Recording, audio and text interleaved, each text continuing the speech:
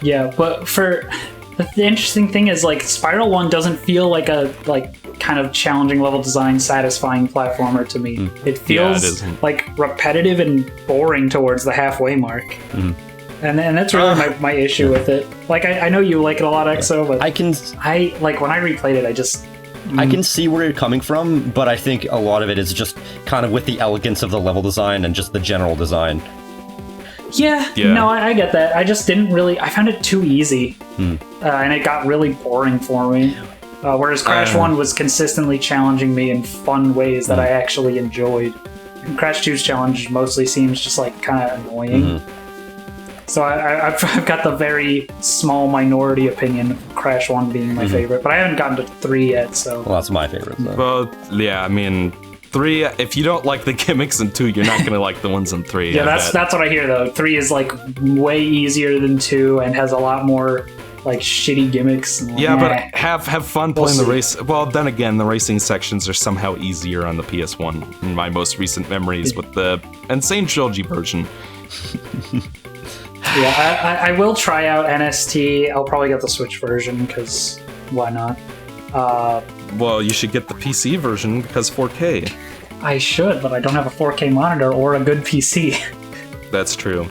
Yeah. Trust me, if I had the 60 capabilities... FPS! My computer probably wouldn't even be able to run that game at, like, 30. Yeah. Sad as it is. And now I'm looking for the last snow horse. Treasure chest. Oh, okay, yeah. Oh, yeah, and I'm looking for the treasure chest. I found those guys really annoying in this game. Or in this level. God, why? Hey. And then I die, and now I have to get all of them again, so I fast-forwarded, because fuck this game. I think... Are we gonna get to hear that, like, weird MIDI song you keep playing during these? Oh, you mean the Earthworm Jim 2 credits theme? Is that what that is? Dun dun dun dun dun dun dun dun dun dun dun dun. I had no idea what that song was. One of my favorite ones. Yeah, it's sorry. It's the credits theme from Earthworm Jim 2 on SNES. Yeah, one of my favorite ones was how whenever Jim Sterling has to speed up, he has Chains of Love play. It's like, together we can break the chains of love. Oh! Together! You're Erasure. Yeah. Don't give up. Together we break these chains of love. Don't give up. I had Innocence. Good. Now you get to get the key again. Erasure's really good. If you like synth pop, then Erasure's a really good group. I highly recommend them. I have like really 6 of their records. Pop, actually. Yeah, it's funny how you weren't even into music this time last year, and then like you found Linkin Park, and then boom. Yeah, kind of. I wonder if something like that'll happen for me, because I'm in the same boat where I just like don't really listen to a lot of music outside of VGM. And it's funny because.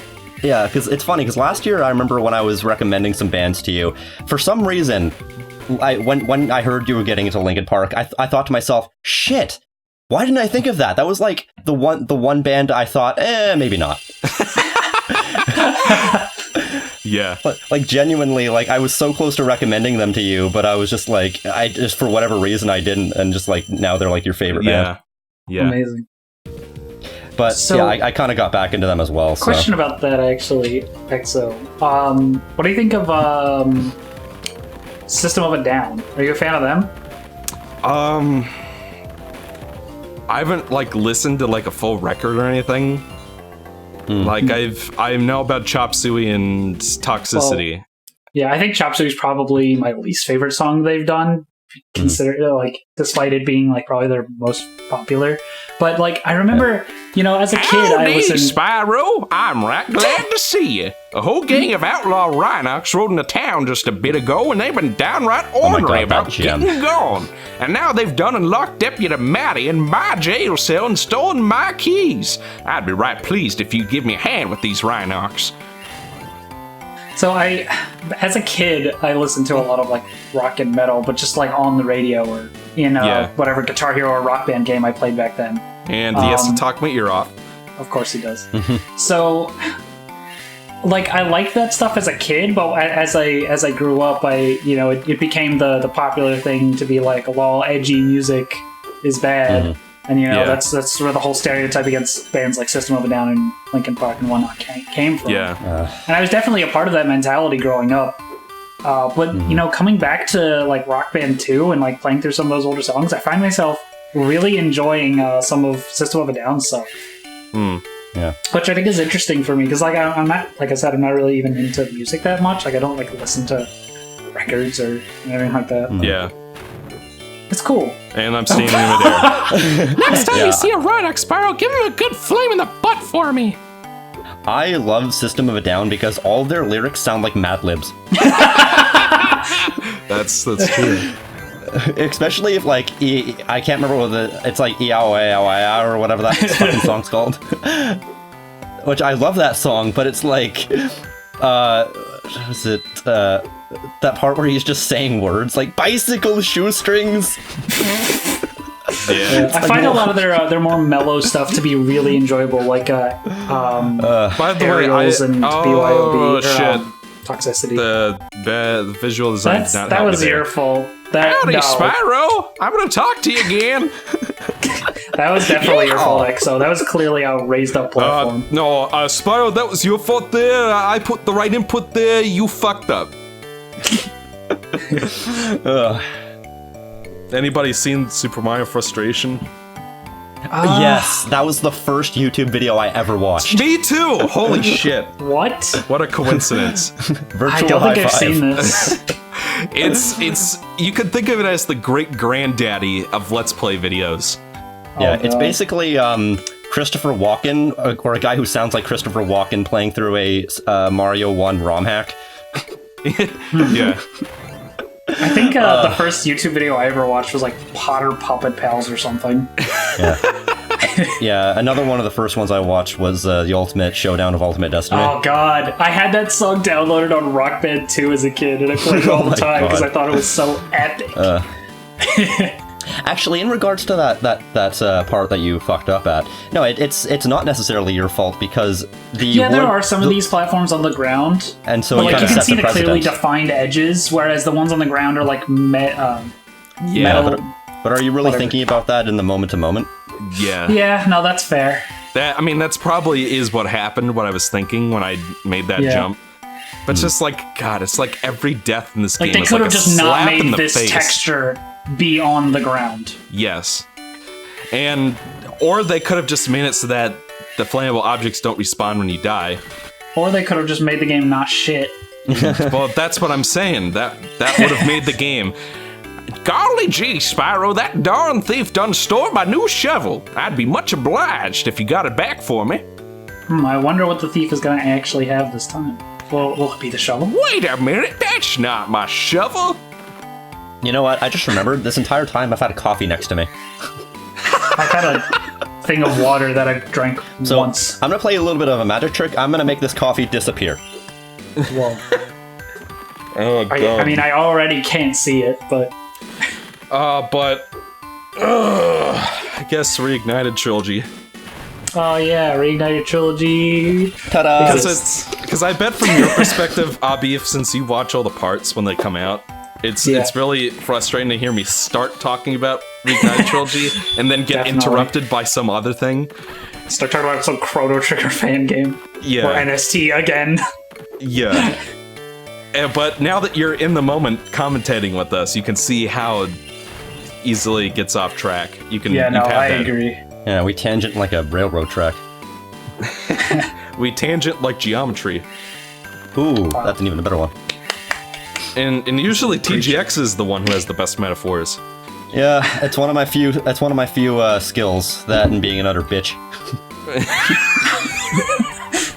What can I say? I'm not a very likable person, and chances are half the people watching are gonna hate me. This TGX guy sucks. Thank you for releasing me. You're welcome, Gavin. What is this like grandma voice you do? No, it's the dragon from Spyro 1. I don't remember Spyro like 1 dragon sounding like grandmas. There's like an elderly dragon in Town Square who is on the highest point in the level. You free him and then he goes, Thank you for releasing me. he sounds exactly I only that. remember the Clancy Brown ones. Thank you for releasing me. Thank you for releasing me. Keep your horns on, Spyro. You've got much to learn first. That's my favorite. But there was also I can't remember what level it was. I think it might have also been in Town Square talking about when Spyro was just a little dragon. Oh, is it? It's like, oh, sorry, bye. It's like, thanks, see ya. Yeah, it's like one of those. Gotta go. One of those old like relatives that are like half senile. But first, let me tell you a story. Thanks, see ya. Gotta go. Yeah. Got all those old people jokes. Yeah, lots of old people jokes in Spyro 1. Man, I think you they're mentioned that gonna in the spice comments. up any of the voice acting or lines for the Reignited Trilogy.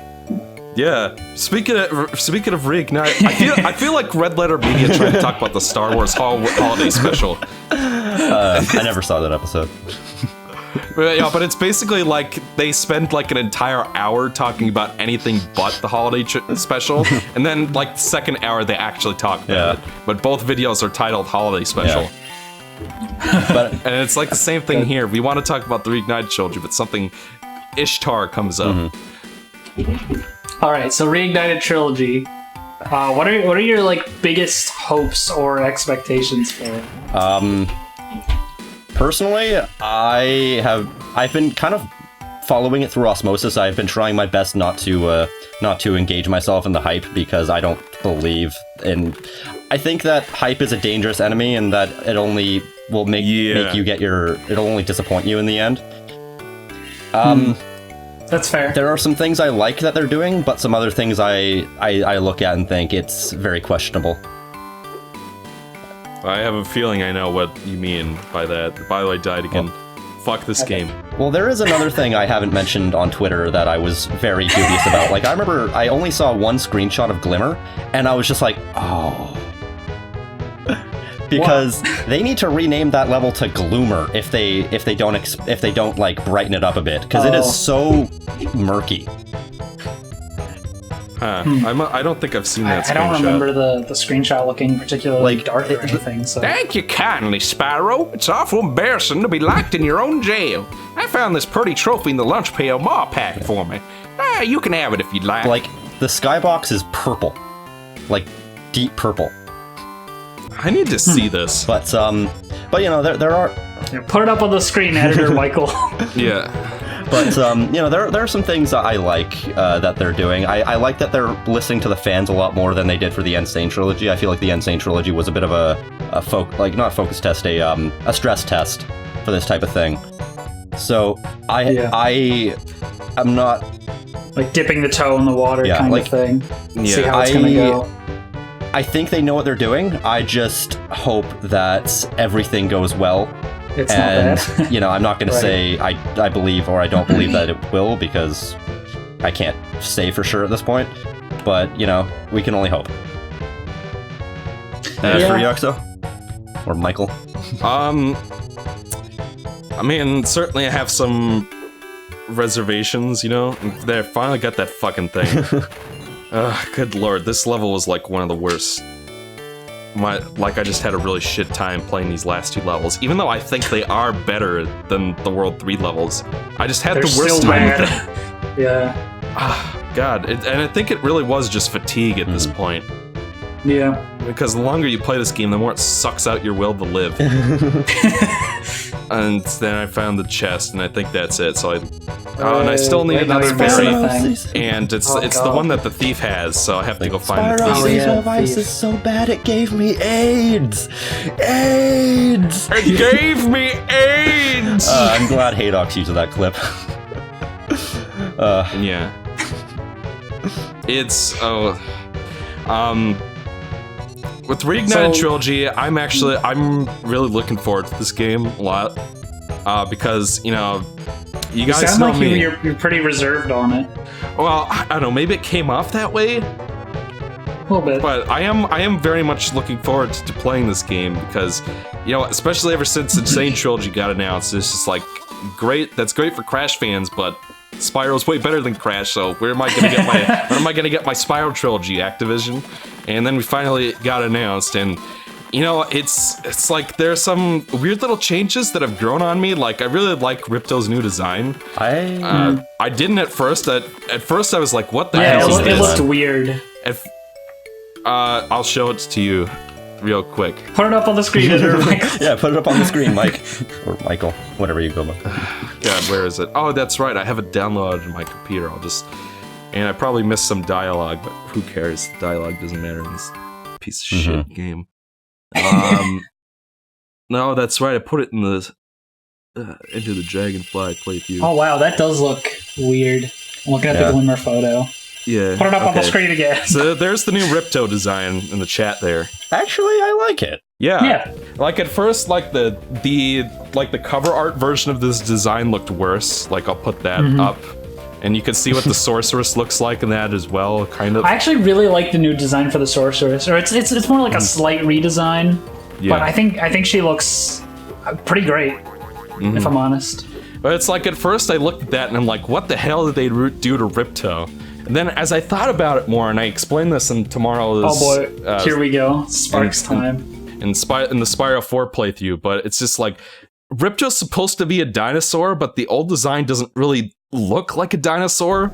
The new design looks a lot dinosaur.